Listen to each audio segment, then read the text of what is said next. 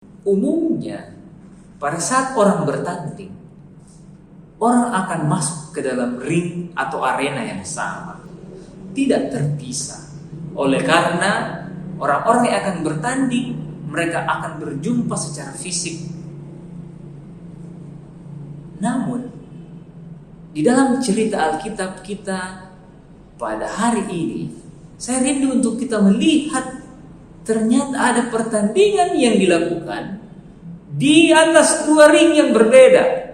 Di manakah cerita itu? Buka Alkitab saudara di dalam 1 Samuel pasal yang pertama.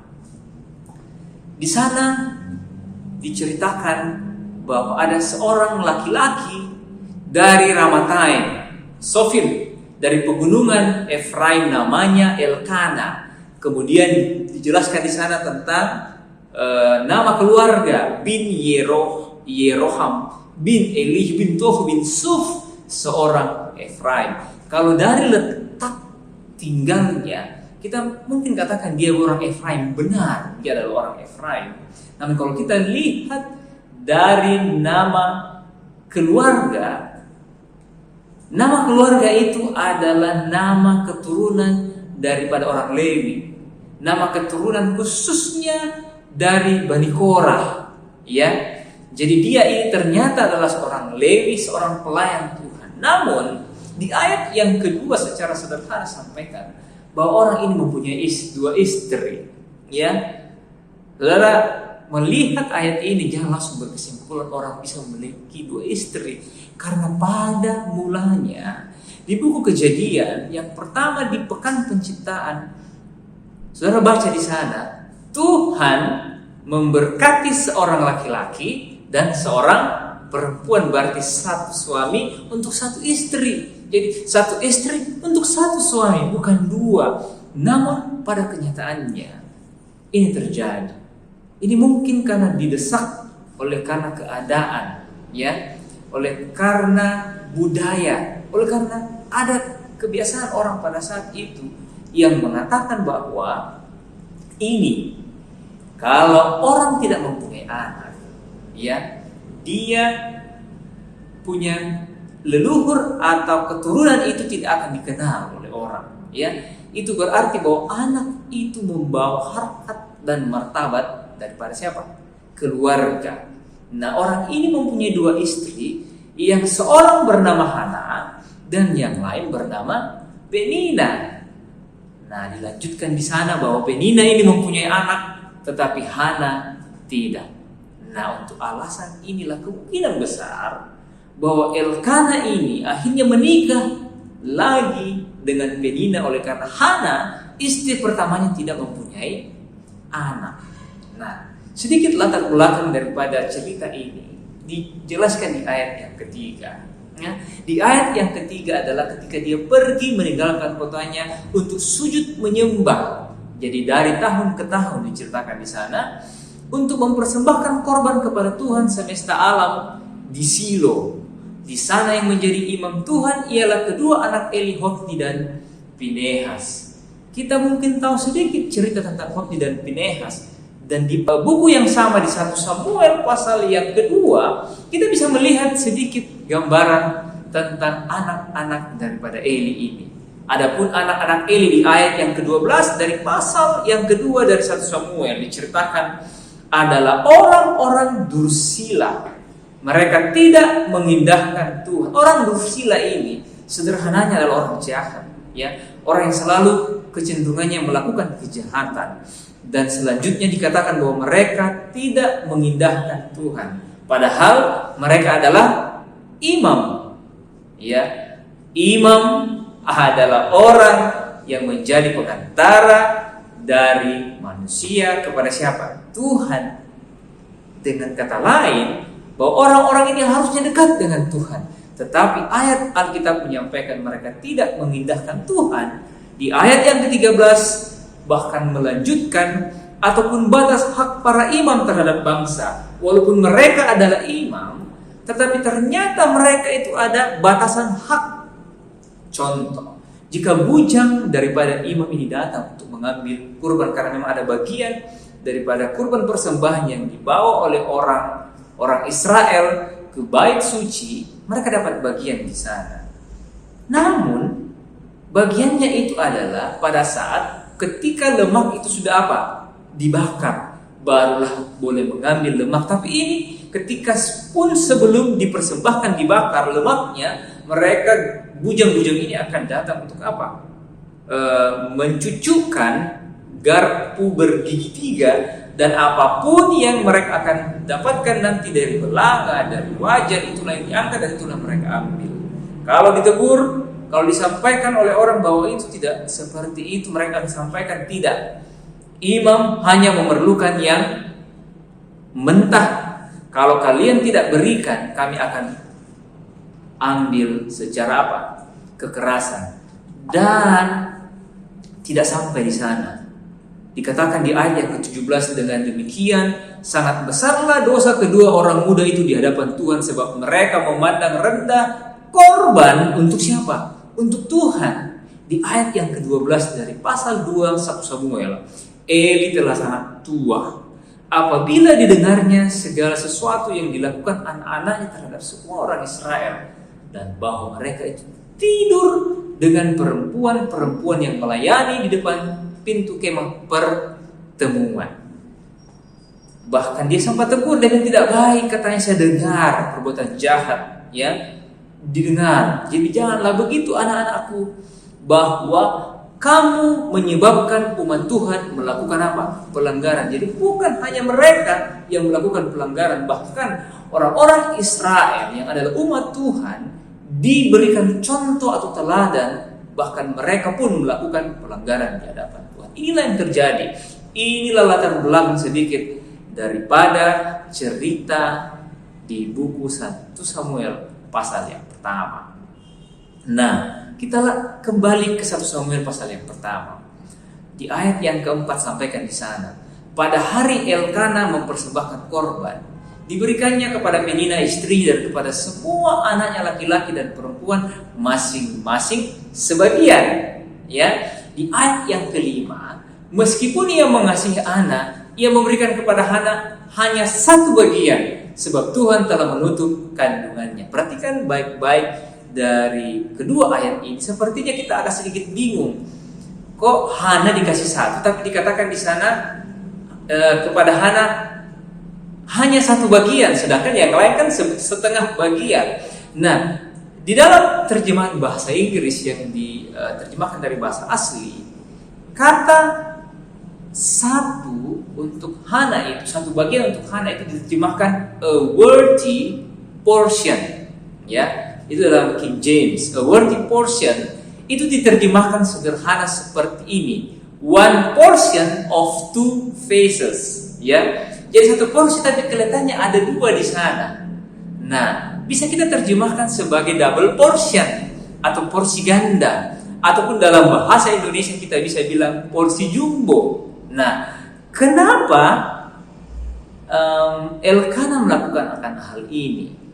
Karena ini yang ternyata menjadi concern Elkana, bahwa sebagai tanda penghargaan kepada Hana, Elkana memberikan dua bagian, yang berarti bahwa kasihnya kepadanya adalah sama, seolah-olah ia sudah mempunyai seorang apa? Seorang anak. Jadi begini, pada saat porsi dibagikan setelah mereka mempersembahkan persembahan mereka kepada Tuhan, itu pun dibagi. Jadi setiap orang mendapatkan porsi. Jadi Penina mendapatkan satu porsi, kemudian anak-anaknya itu satu-satu porsi. Yang kalau sebenarnya dikumpulkan, porsi daripada Penina dan anak-anaknya itu akan lebih banyak ketimbang Hana, ya. Namun karena porsinya hanya satu diberikan kepada Penina, dan bagiannya yang lain itu anak-anaknya diberikan juga satu porsi. Tapi kepada Hana yang diberikan porsi yang berbeda, dua porsi sebenarnya, ya, yang diberikan. Kenapa dia kasih seperti itu? Karena Elkana menganggap bahwa Hana memiliki seorang anak. Tapi ini pun Elkana lakukan untuk memberikan kekuatan, untuk memberikan harapan, kasih sayang kepada Hana karena dia tidak memiliki anak. Dipandang pun tidak baik oleh seorang Penina. Karena alasan inilah dia lihat Oh, Penina akhirnya dia bilang, oh, kita harus naik ring. Itu sudah tidak benar. Dan saudara baca di ayat yang selanjutnya, apa yang dia buat kepada Hana. Di ayat yang ke-6 diceritakan di sana, tetapi madunya selalu menyakiti hatinya supaya ia gusar karena Tuhan telah menutup kandungannya. Perhatikan baik-baik. Kata karena Tuhan telah menutup kandungannya ini diulangi. Di ayat yang ke-5 pun disebutkan di sana. Sebab Tuhan telah menutup kandungannya. Di ayat yang ke-6 diulangi kembali. Kenapa ini diulangi oleh seorang Penina yang adalah madunya? Kenapa? Dia menyakiti hatinya supaya gusar karena Tuhan telah menutup kandungannya. Artinya adalah bahwa ketika Penina naik ring ini, dia sadar, dia tahu dengan pasti bahwa Hana ini mempunyai kekurangan. Kekurangannya adalah karena dia tidak punya anak. Artinya karena Tuhan menutup kandungannya, dia merasa bahwa saya diberkati Tuhan. Saya lebih baik daripada kamu karena saya memiliki anak. Kamu tidak memiliki anak. Saya diberkati oleh Tuhan, kamu dikutuki oleh Tuhan. Ini bahasa sederhana daripada Penina kepada Hana. Sehingga pada saat dia sampaikan akan hal tersebut, saudara tahu apa yang terjadi dengan Hana? Tentunya dia bersedih. Tapi perhatikan baik-baik. Kadang-kadang kita merasa bahwa hal seperti ini adalah sesuatu yang mungkin kita bisa eksploitasi seperti Penina. Mungkin sedikit banyaknya kita kadang-kadang seperti Penina, ya. Melihat ada kekurangan, ada kelemahan daripada orang, kita berusaha untuk menekan. Kita berusaha untuk mengontrol. Kita berusaha untuk mengucilkan orang dan merasa bahwa saya lebih baik, ya. Merasa bahwa saya diberkati, ya, lebih daripada dia. Dan ini yang dibuat. Dan jauh setelah itu, di dalam perjanjian lama, di dalam perjanjian baru, pemikiran seperti ini juga muncul di pikiran murid-murid daripada Yesus. Waktu mereka sementara berjalan, mereka melihat ada orang buta sejak lahir. Terus murid-murid bertanya kepada Yesus, Tuhan, siapa yang berdosa? Anak ini atau orang tua? Saudara tahu apa yang jawab Yesus? Di dalam Yohanes pasal 9 ayat 3, Tuhan Yesus jawab begini, bukan dia, bukan juga orang tuanya, tapi karena pekerjaan Allah harus dinyatakan di dalam dia. Oh, jawaban Yesus ini sedikit membingungkan murid-murid. Kok Yesus bilang seperti apa? Maksud daripada Yesus jawab seperti itu? Artinya adalah Yesus sederhana mau sampaikan bahwa bukan Tuhan kutuki, bukan karena dosa bapaknya, bukan karena dosa ini, oleh karena ada pekerjaan Tuhan yang rindu Tuhan nyatakan di dalam siapa? Diri orang yang buta ini. Itulah sebabnya kita kembali ke cerita Penina dan Hana. Di ayat yang ke-7 dari 1 Samuel pasal yang pertama, diceritakan di sana adalah demikianlah terjadi dari tahun ke tahun. Setiap kali Hana pergi ke rumah Tuhan, Penina menyakiti hati Hana sehingga ia menangis dan tidak mau makan. Perhatikan baik-baik. Ayat ini menyampaikan bahwa dari tahun ke tahun setiap kali Hana pergi ke rumah siapa? Ke rumah Tuhan. Ada berapa kali kita datang untuk berjumpa, untuk rindu untuk dapat kekuatan penghiburan di rumah Tuhan. Berapa kali kita pergi untuk melangkahkan kaki kita dengan satu harapan bahwa kita dapatkan ketenangan. Di mana? Di rumah Tuhan. Di tempat pertemuan. Di tempat untuk mengadakan ibadah. Di tempat inilah umumnya kita merasakan bahwa kita dapatkan kekuatan dan penghiburan. Tetapi di dalam ayat ini, justru di tempat inilah diceritakan dari tahun ke tahun Penina menyakiti hati Hana.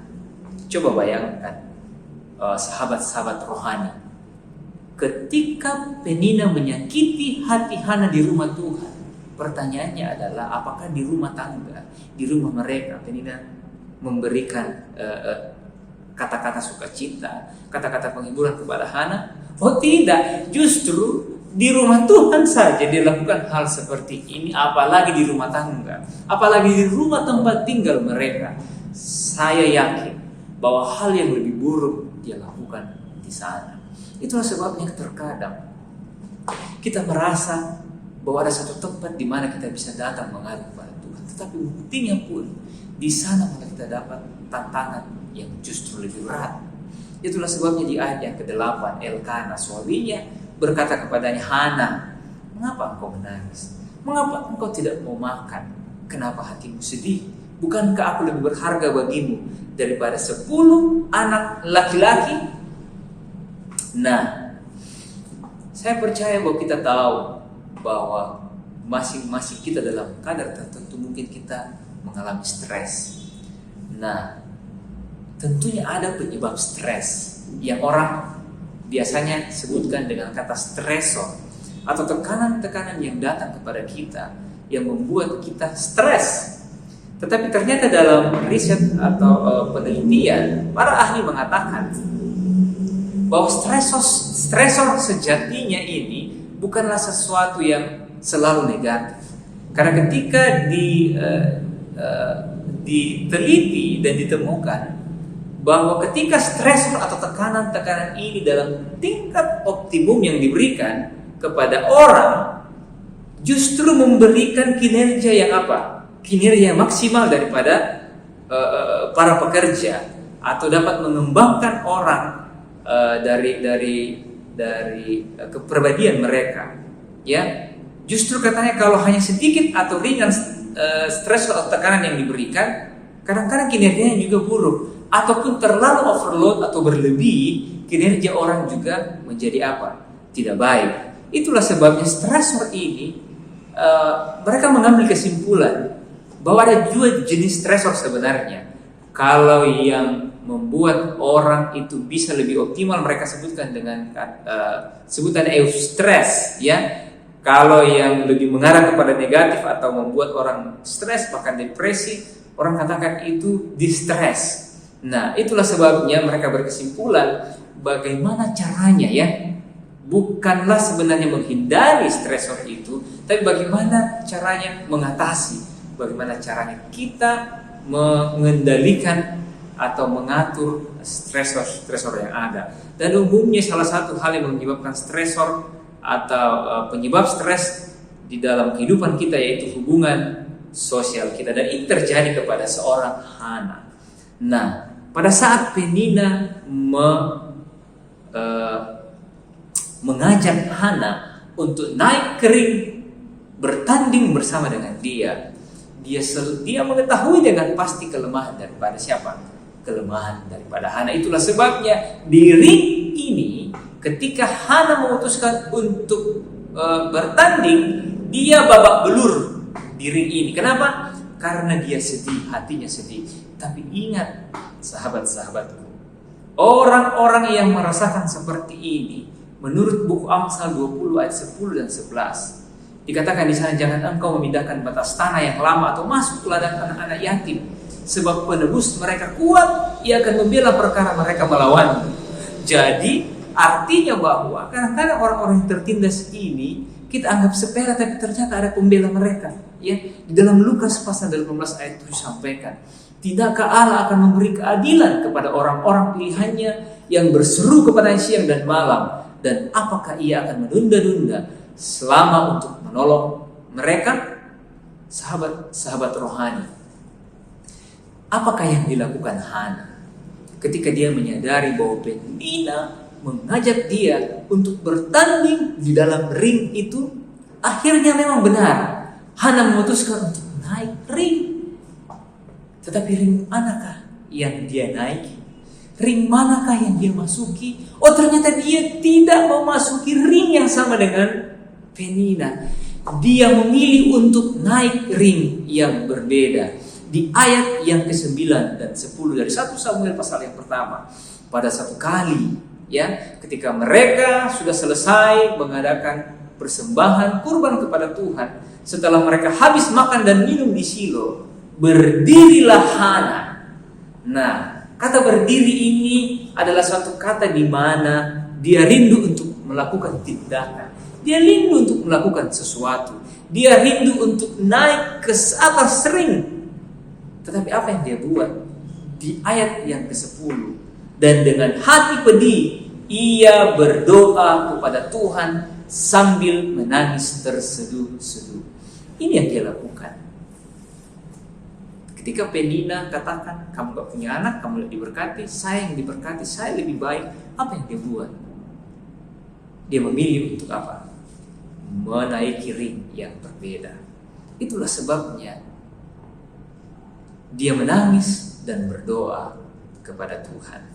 Kita mengingat cerita di dalam Kejadian pasal 32 ayat 28. Ini adalah kejadian pada saat Yakub akan berjumpa dengan saudara kembarnya Esau. Tapi dia ketakutan oleh karena mereka punya cerita di masa yang lalu dia sudah menipu abangnya ini. Ini apa yang dia buat?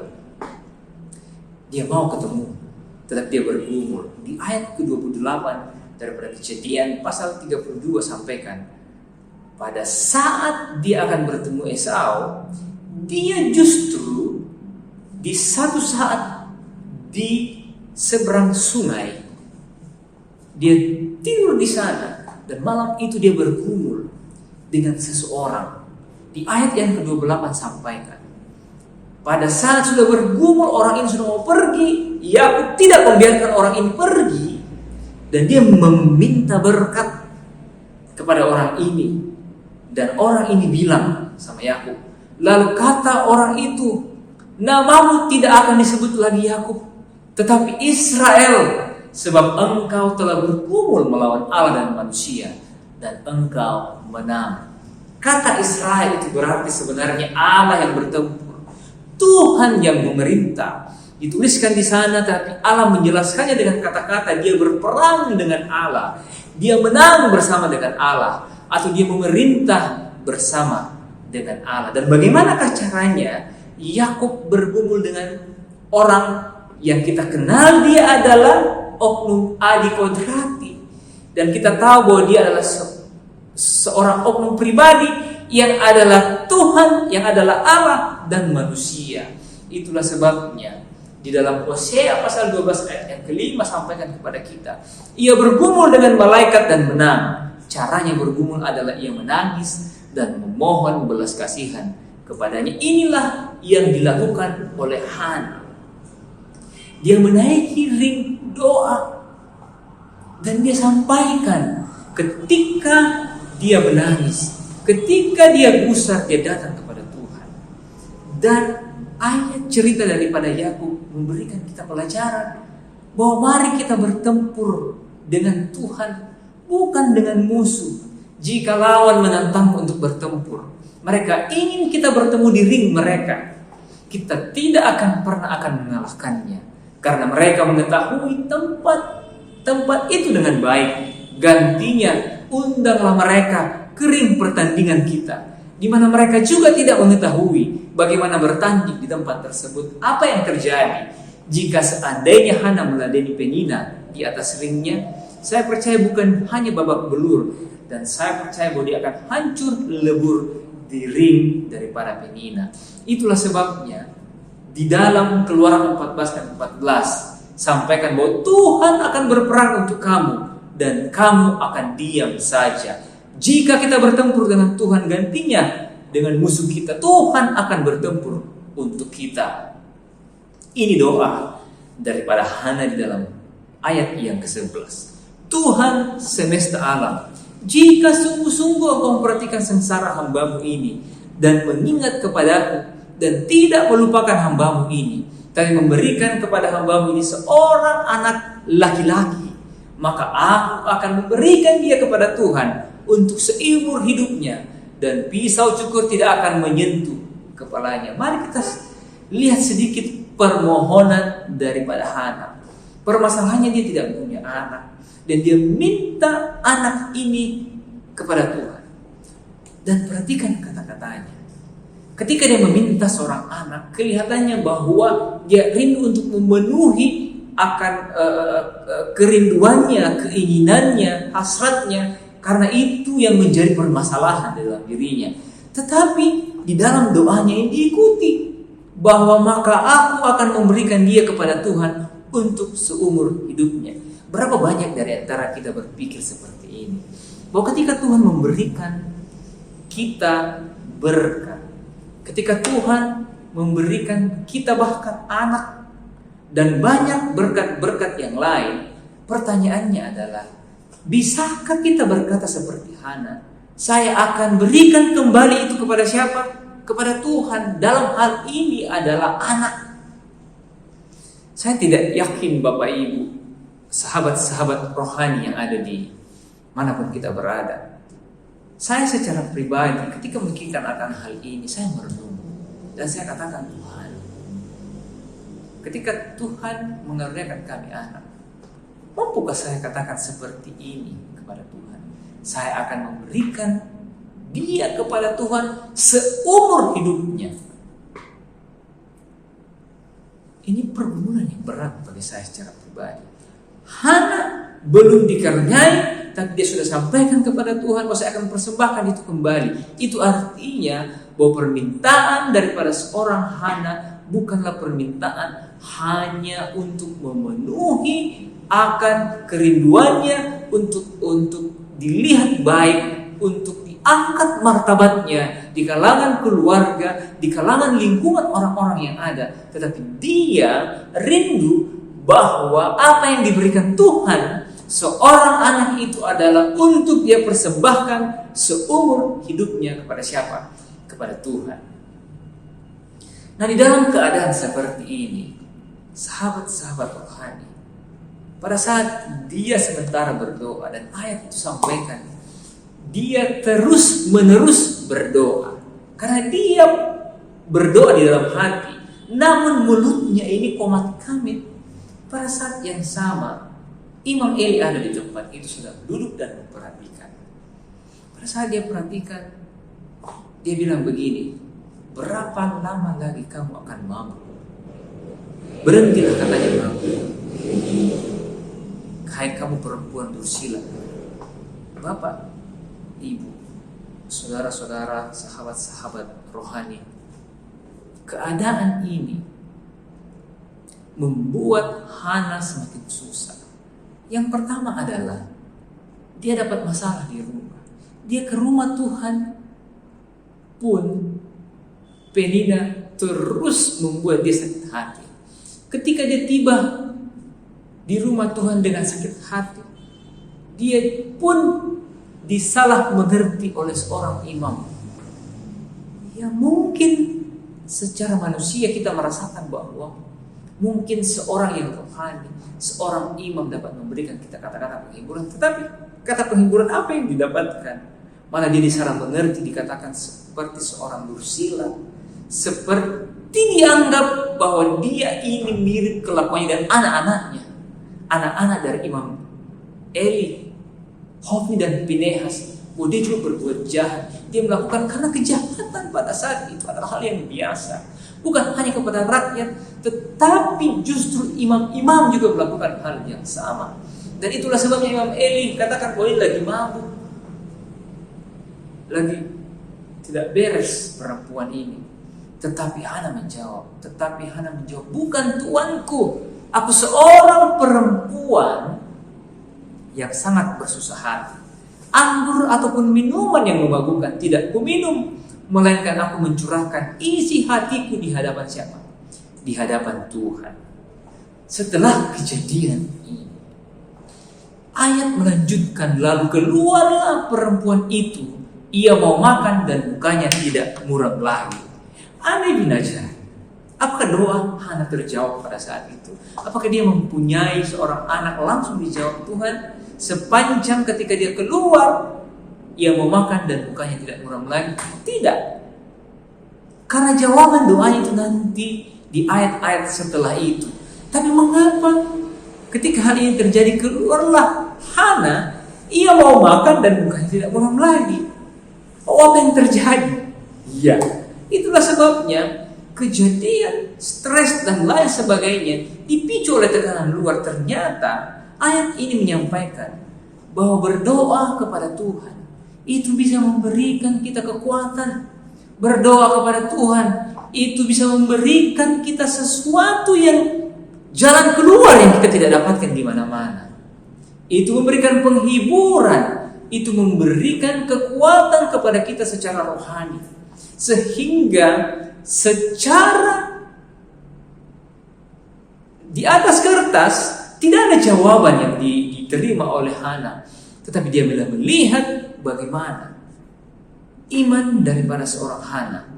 Dia merasakan bahwa Tuhan pasti akan menjawab doanya sesuai dengan maksud dan rencana Tuhan. Dia tidak tahu apa yang akan dijawab Tuhan, tetapi dia melihat di sana, kita mengetahui bersama-sama, ia hanya mau makan dan mukanya tidak muram lagi. Sungguh ajaib apa yang terjadi dengan diri Hana di saat dia selesai berdoa.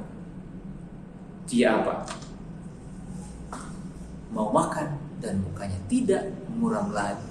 Memberikan kita satu keyakinan yang pasti bahwa di dalam doa ada kuasa. Itulah sebabnya Tuhan memanggil kita untuk melakukan hal yang sama.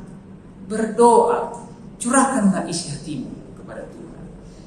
Itulah sebabnya di ayat yang ke-19 ketika Elkana bersetubuh dengan Hana istrinya, Tuhan ingat kepadanya. Yang mana di ayat sebelumnya orang mengatakan, Alkitab menyampaikan bahwa Tuhan menutup kandungannya. Tetapi pada saat di ayat yang ke-9 Tuhan mengingatnya. Maka setahun kemudian mengandunglah Hana dan melahirkan seorang anak laki-laki, dan ia menamai anak itu Samuel. Sebab katanya, aku telah memintanya daripada Tuhan. Di ayat yang ke-28 adalah nasar dan janji yang disampaikan kepada Tuhan. Maka aku pun menyerahkannya kepada Tuhan. Seumur hidup terserahlah ya kiranya kepada Tuhan. Lalu sujudlah mereka di sana dan menyembah kepada siapa? Kepada Tuhan. Saudara lihat apa yang dibuat oleh seorang Hana. Dia berdoa, dia tidak mementingkan diri. Tapi apa yang dia lihat adalah bahwa biarlah kemuliaan Tuhan, biarlah pekerjaan-pekerjaan Tuhan boleh kelihatan di dalam diri Hana. Dan itu yang rindu diangkat. Dia rindu sampaikan kepada kita. Itulah sebabnya dia memuji Tuhan.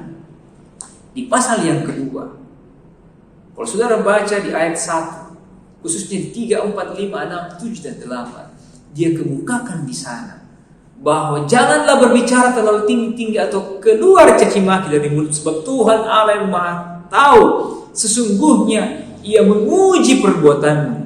Busur pahlawan telah patah, tapi orang-orang yang terhuyung-huyung berikatkan pinggangkan kekuatan. Yang kenyang oleh makanan menyewa kelaparan, tetapi yang mandul melahirkan 7 kali. Yang banyak anak menjadi layu. Dia mau sampaikan dalam puji-pujiannya kepada Tuhan bahwa Tuhan peduli, Tuhan memperhatikan, Tuhan maha mendengar. Inilah Tuhan yang ajaib. Saya kagum dengan figur seorang Tuhan. Kenapa?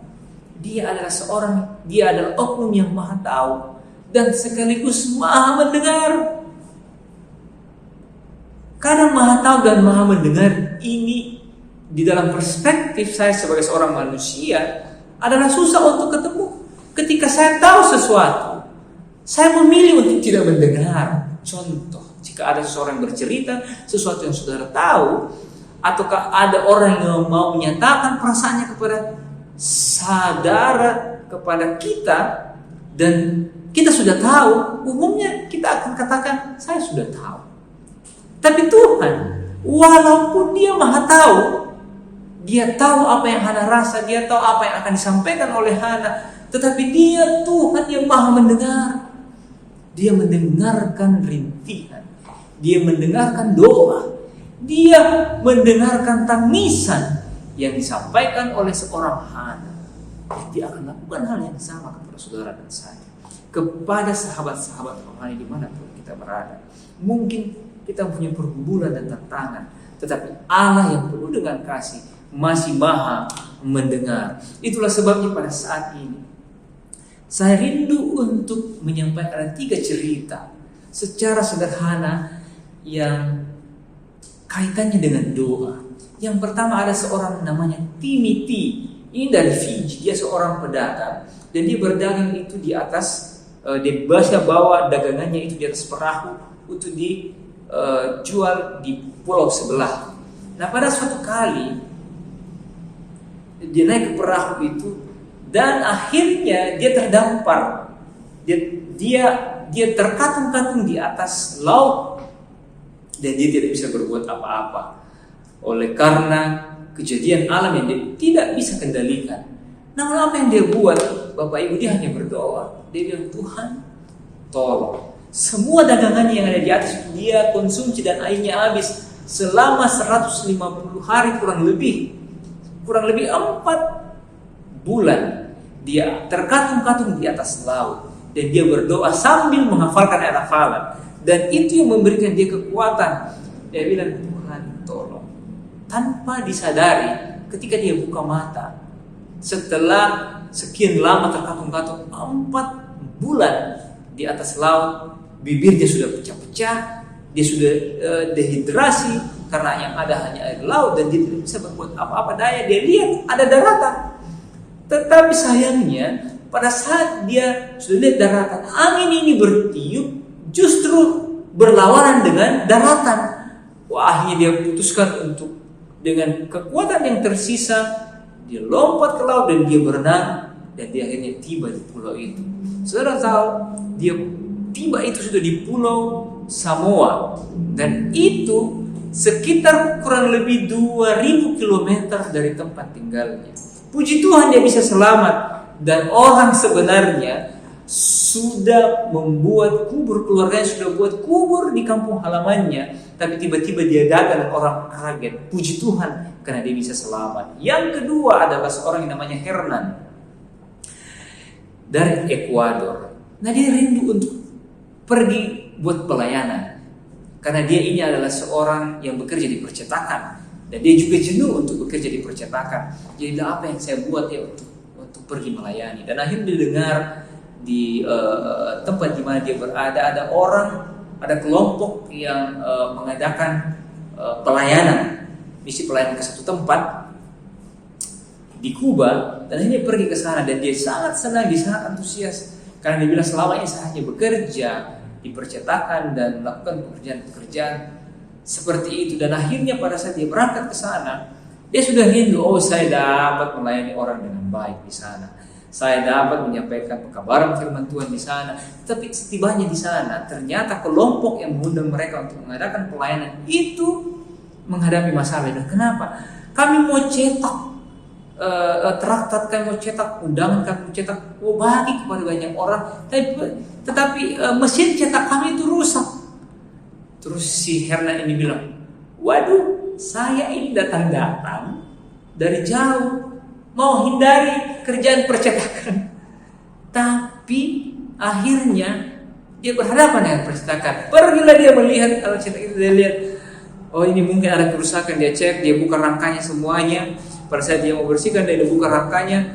Sang pemimpin daripada kelompok itu datang dan lihat, kamu ini sudah justru membuat lebih parah lagi karena dia bongkar semua mesin atau alat percetakan itu. Jadi semakin down lagi, aduh bagaimana ini. Dan dia juga tidak pasti apakah dia akan bisa berbaik atau tidak. Tapi dia berdoa, dia bilang, Tuhan saya sudah di sini, saya rindu untuk melayani di bidang yang berbeda. Tetapi pada saat ini saya kembali melihat lagi mesin cetak.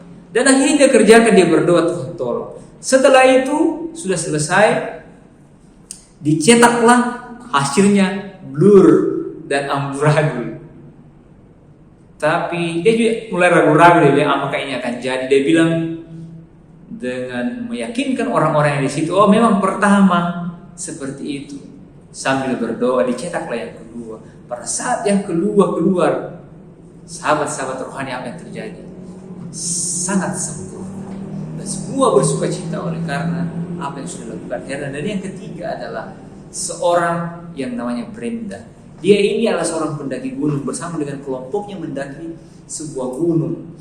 Dan pada saat dia mendaki gunung itu, dia sudah tiba pada puncaknya, tapi dengan tidak sengaja matanya ini terbentur oleh tali pengaman, ya, tali pengaman yang biasanya digunakan para orang-orang yang biasa naik ke gunung. Dan akhirnya dia ini menggunakan kontak lens, dan kontak lens ini jatuh. Dan dia bilang, Tuhan, saya mendaki gunung dengan harapan bahwa saya akan melihat pemandangan yang ada. Dan dia sampaikan kepada Tuhan ketika dia sudah tiba di puncak, dia katakan, dia berdoa, Tuhan bisa lihat semuanya ini, tapi saya tidak bisa lihat. Karena saya sudah tiba di puncak, tetapi saya tidak bisa melihat apa-apa. Saya bisa melihat, tetapi semuanya blur. Dicoba cari, temannya coba bantu untuk cari, tapi tidak ditemukan. Tetapi kelompok yang lain tiba, naik ke atas gunung itu, dan secara tiba-tiba seorang yang berteriak, adakah orang yang kehilangan kontak lens? Oh, kaget. Oh iya saya. Tetapi cerita itu lebih hebatnya lagi, karena orang ini bercerita bahwa saya temukan ini di atas ranting dari pohon yang tumbuh dari tanaman yang tumbuh di atas batu dari gunung ini. Saya lihat semut justru yang membawa apa? Kontak lens ini. Lebih kaget lagi ceritanya. Itulah sebabnya ketika Brenda pulang dan ceritakan kepada orang tuanya ini adalah seorang kartunis, dan dia gambar kartun daripada semut yang mengangkat kontak lens itu, dan dia tuliskan begini, Lord, dia bilang, Tuhan, I don't know why you want me to carry this thing. I can't eat it, and it's awfully heavy. But if this is what you want me to do, I'll carry it for you. Mungkin saudara pernah baca kisah ini. Tetapi yang pasti adalah banyak kali mungkin kita merasakan hal yang sama. Ketika orang-orang ini merasakan bagaimana kuasa doa bekerja di dalam diri mereka. Mungkin kita mempunyai beban dan pergumulan yang berbeda. Ada mungkin dari antara kita pada saat ini sementara bergumul oleh karena beban yang begitu berat. Mungkin ada dari antara kita yang sementara berduka. Mungkin ada dari antara kita yang kehilangan harta. Mungkin ada di antara kita juga kehilangan orang-orang yang kita cintai dan sayangi. Dan masalah-masalah yang berbeda, entahkah itu di dunia pekerjaan, entahkah di rumah tangga kita, atau dimanapun kita berada. Tapi ingatlah satu hal, bahwa Tuhan yang sama masih memanggil kita. Itulah sebabnya pengalaman ini, pengalaman yang dirasakan oleh Rasul Paulus, ketika dia merasakan bahwa banyak pekerjaan pelayanan yang dia lakukan, dan itu pekerjaan yang luar biasa, dan dia saksikan itu. Tetapi ketika dia merasakan bahwa ada duri di dalam daging, dia menyaksikan akan hal ini dalam 2 Korintus pasal 12 ayat yang ke-9. Dia sampaikan seperti itu. Tapi jawab Tuhan kepadaku, cukuplah kasih karuniamu bagiku, sebab justru dalam kelemahanlah kuasaku menjadi sempurna. Sebab itu Rasul Paulus sampaikan, terlebih suka aku bermegah atas kelemahanku, supaya kuasa Kristus turun menaungi aku. Karena itu aku senang dan rela di dalam kelemahan, di dalam siksaan, di dalam kesukaran, dan di dalam penganiayaan dan kesesakan. Oleh karena Kristus, sebab jika aku lemah, maka aku. Itulah sebabnya sahabat-sahabat Tuhan, di ring manakah kita bertanding? Di ring Peninan atau di ring Hana? Tuhan masih memanggilmu. Tuhan masih memanggil kita semuanya. Tuhan masih memanggil sahabat-sahabat rohaniku untuk masuk ke dalam ring doa, untuk bertanding dan berjuang bersama dengan Dia, untuk menyampaikan kepada Tuhan dengan tangisan, dengan hati yang gusar, dengan segala permohonan yang tidak henti-hentinya kepada Tuhan, untuk katakan kepada Tuhan, Saya rindu untuk bergumul bersama dengan Tuhan. Oleh karena saya rindu, Tuhanlah yang akan berjuang bersama dengan saya. Tuhanlah yang akan memberikan jalan keluar. Bahkan ketika kita belum melihat jawaban yang Tuhan berikan, Tuhan memberikan ketenangan, Tuhan memberikan penghiburan, Tuhan memberikan kesejahteraan di dalam hati kita. Tuhan memberikan sukacita yang tidak dapat diberikan oleh dunia ini. Karena Dia rindu bahwa kita dapat bertanding, kita dapat berjuang, bahkan kita bisa menang bersama dengan Tuhan.